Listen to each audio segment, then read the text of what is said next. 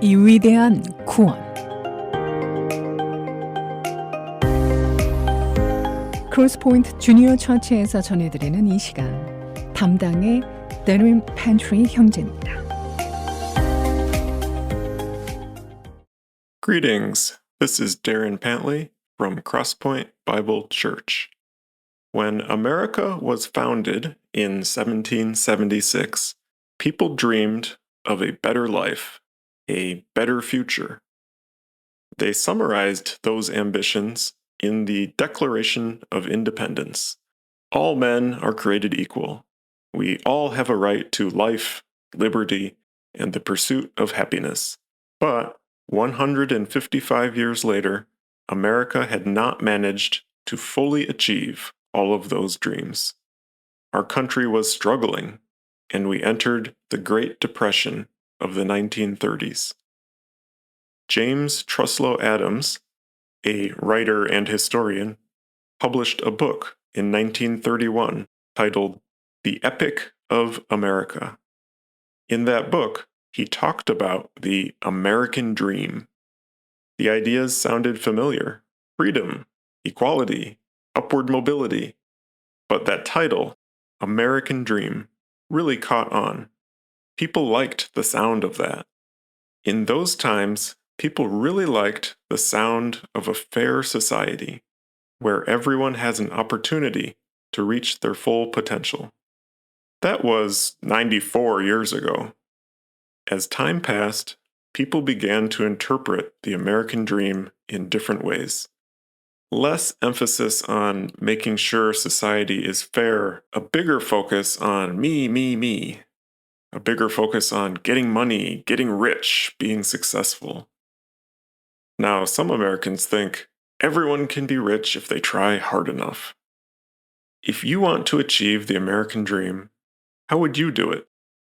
What are the steps? I think we can all agree that it's going to require some hard work. But that's fine, because if we put in the hard work, then we'll get rich, we'll have that success. And that will be good for everyone, because if we have some extra money, we can think about donating some of it. Or not, or we'll have to see. Maybe we won't have a lot of extra, but if we do, we can be generous. What does God think of our American dream? We want to work hard. Is God happy with that? Are we all in agreement that it's a good thing? There's a verse in the Bible that says, "Lazy hands make for poverty, but diligent hands bring wealth." In other words, don't be lazy or you'll be poor. And it talks about how the poor are shunned by all their relatives. Meanwhile, the plans of the diligent lead to profit. So all of that sounds like the Bible actually does agree. Hard work pays off. But it goes one step farther.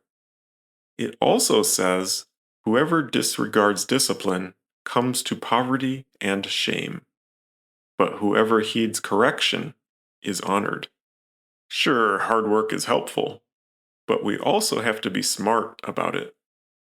We need to listen to people around us, listen to our mentors, our parents, our pastors, our friends. Otherwise, all that hard work might take us in the wrong direction. Once you put in all of that hard work, you want it to pay off. With so many proverbs talking about the rich and the poor, it's clear there are some benefits to being rich. It says the rich rule over the poor, and the borrower is slave to the lender. But I haven't found any verses that say, after you become a Christian, become rich. This is your main goal. The Bible describes how society works. It explains there are rich people, there are poor people. But it doesn't say, go get rich. There are stories in the Bible that show times when God blessed people with riches. But listen to this verse. The generous will themselves be blessed, for they share their food with the poor. It's verses like these that remind me our God created us. He created all people. He likes people. He wants us to speak up for those who cannot speak for themselves. to defend the rights of the poor and needy. That puts a different perspective on the American dream, and it's a reminder for us to remember the original vision, a vision of building a society where people can be their best selves. We have to avoid the temptation to twist the dream into self-centered focus on money. What can I get out of it? How can I get rich? Because we're not taking our money with us beyond the grave. 지금까지 크로스포인트 주니어 처치에서 전해드렸습니다.